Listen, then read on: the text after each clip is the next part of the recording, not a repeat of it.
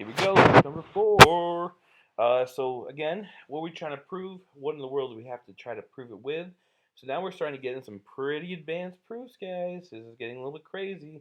So we're trying to prove that angle B is congruent to angle D.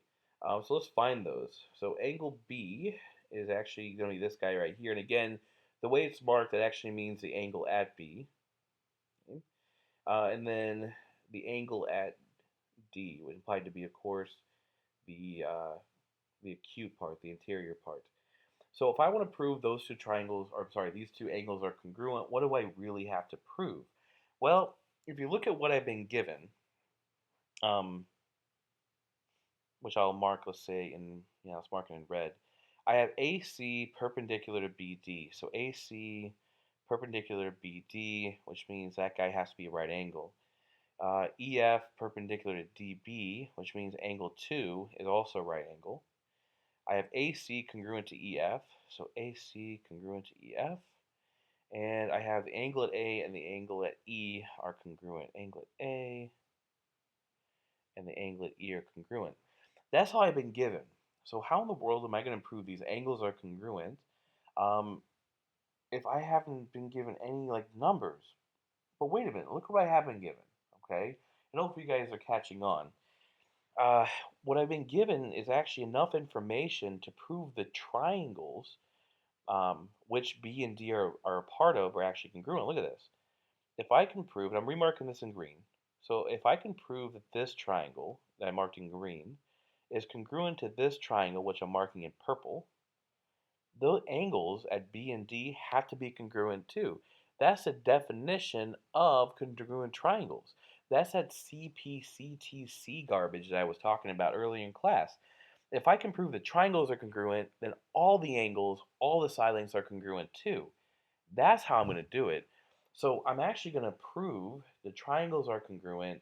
That would force the angles to be also. So I'm going to write like a really quick plan here. And I'm going to write this one a little bit differently. I'm going to write this one left to right or right to left. So if I want to prove angle B is congruent to angle D, well, that really means I have to prove triangle AB, let's see, what ABC is congruent to triangle EDF.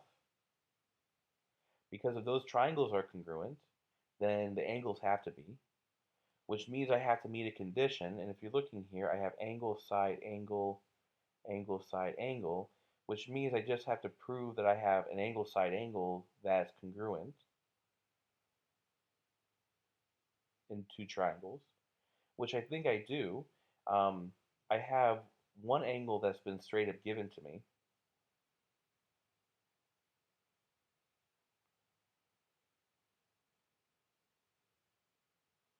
I have one side length that's also been given to me.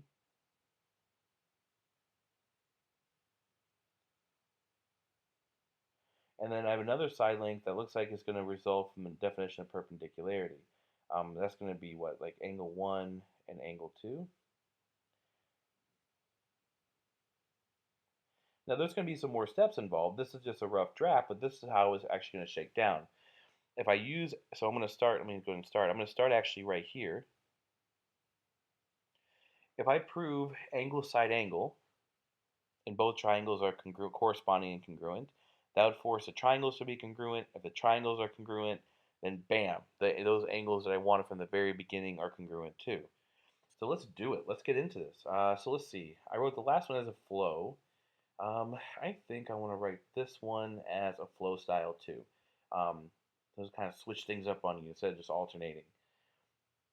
So more formally, here's angle 1, here's side 1, and here's angle 2. And notice I'm writing them across purposely with spacing and also labeling S1, A1, A2. That'll keep it straighter in my mind, like where the parts are coming from. But anyway, let's get to it. The one thing I want to do is actually come back up to this first, and I want to relabel these angle at A and the angle at C. I want to call them angle 3 and angle 4, just so it's a little bit easier to talk about, and I want to use maybe a more proper naming convention than what this is actually showing us. But anyway, so I said the first angle was going to be the result of being given. So angle 3 congruent to angle 4, and that's because it's been given to us. Okay, actually, let's go clouds right now. I'm feeling clouds. I don't know about y'all. So we have angle 3 and angle 4 is given. Now we said the side lengths were also going to be given, and indeed they are. AC is going to be congruent to EF, and that's going to be because it's given to more clouds. And then angle 2 is going to be the result of perpendicularity. Okay, so AC is perpendicular to DB, EF is perpendicular to DB. So let's go ahead and get that into our proof. Even though it's just going to be some copying down, if it's not in our proof, then we can't really claim it's true. Again, it's a kind of a weird part about proofs, even though it's obvious and already stated once in the given, we gotta have to restate it in our actual proof in our argument. Okay, so we have that is actually given to us. Well, what can we tell because it's given? Well, if we know it's given, that means we know that angle 1 and angle 2 are right angles. Okay? So we look back at the diagram. It's actually marked out before. If they're perpendicular, I can make these marks as right angles because that's the definition of perpendicularity. So that's actually what I'm going to write as a justification. It's a definition of perpendicular.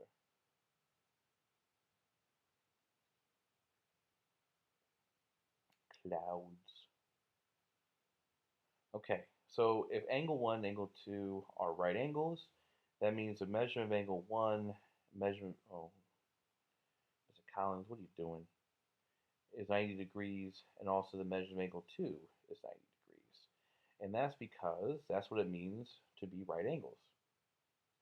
Definition of right angles. Okay. So let me go ahead and separate this. Now that came directly from this idea, so I'm going to draw an arrow. Let's keep on rocking here. If they're both equal to 90 degrees, I can claim the measurements are actually the same. And the way I can prove that is transition. Okay, and what I mean by transition is measurement 1 is equal to 90, 90 is equal to the measurement of angle 2. So using that as a transitive link, and measurement of angle 1, measurement of angle 2 is the same. Now here's the nice part about flow proofs. Like this one actually I've run out of paper, but since flow proofs are very nice in the sense that they're just kind of free form, I can just keep moving to the right. So measure angle 1, measure angle 2 is by transition, which means angle 1 has to be congruent to angle 2 because of the definition of congruency. Okay, so check this out. Look what I have written in purple. I'm going to pinch close here so we can read the whole. Whoa, so we read the whole thing. So we've done this part, which means I should be now able to conclude that my triangles are congruent, and I have proven it. Look, I have angle, side, angle. Even though angle 2 took a little bit. If I combine these ideas together, I can conclude that triangle ABC is congruent to triangle DEF, or EDF, excuse me, let's name it right, because the definition, oh no, not definition, because of angle, side, angle, triangle congruency theorem. And I'll put that one in a box to make it look a little different. Okay, so I've proven using angle, side, angle that the triangles are congruent, which means I can immediately say all the corresponding angles are, so this is our big payoff. So if these triangles are congruent, that means angle B has to be congruent to angle D, and I'm going to name, because of corresponding parts of congruent triangles are congruent. That can probably also be more purely stated as simply the definition of congruent triangles, but this is an acronym that you should get used to because you'll see it on standardized tests. There's not a better reason for that. I wish I had one, but that's really the best reason I have. Okay, so let's kind of review this crazy little proof we just wrote here. So I wanted to prove that the blue and red angles I have highlighted, the ones at B and the ones at D, are congruent. So the way we're going to do that is to simply prove the triangles are congruent, and we've been given information to do that to meet ASA. Since well, excuse me, ASA can be met because we have one angle that's given, we have a side that's given, and then we can pull the other side out by using some kind of definition of perpendicularity. With that, the triangles are congruent, and if the triangles are congruent, then so are all the angles involved. And that's what a proof did. So we have one angle that's given, one side that's given, one angle that's kind of wrapping around here because I have to use all the steps. I can't break the chain. I can't leave it to question why those angles are congruent. We started with them being perpendicular, and that's a chain you have to build to get to equality. I'm sorry, congruence. Here we have, and I'll mark this now in blue. If I combine this angle congruency with this side congruency and this angle congruency, I have angle side angle congruency theorem, making the triangles congruent, which makes the sides congruent, and that's the end of our proof. Bam! Just like that.